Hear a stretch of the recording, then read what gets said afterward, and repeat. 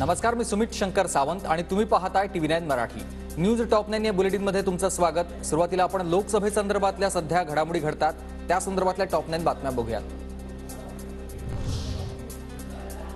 मोदींनी जाहीर केलेल्या पॅकेजपैकी किती निधी बिहारला मिळाला? आम्हीही मोदींच्या भूलथापांना फसलो होतो।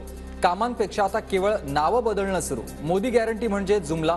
उद्धव ठाकरेंची मोदींवर जोरदार ही टीका।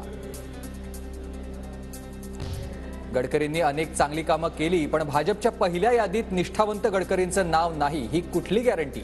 उद्धव ठाकरेंचा भाजपला सवाल।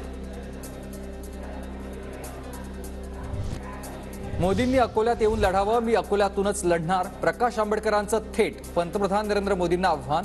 वंचित मवियाचा घटक याबाबत आम्हालाही संभ्रम। आंबेडकरांचं सूचक वक्तव्य।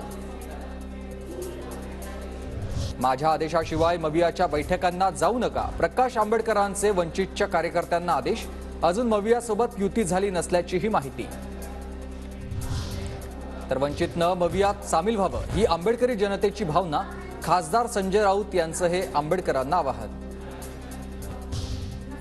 काँग्रेस आणि शिवसेनेत 15 जागांवरून वाद। शिवसेना राष्ट्रवादीत 9 जागांवरून वाद।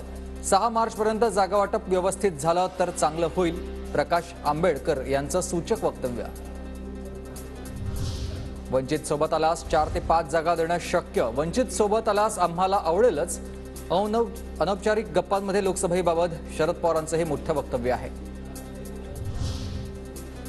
वंचित मविया युतीचा तिढा 6 तारखेपर्यंत सुटलेला असेल, वडेट्टीवारांची माहिती।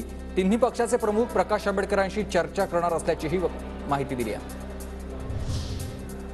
प्रकाश आंबेडकरांची महाराष्ट्रात स्वतःची ताकद आहे, मात्र आंबेडकरांच्या पक्षाला शोभादायक वागणूक दिली जात नाही।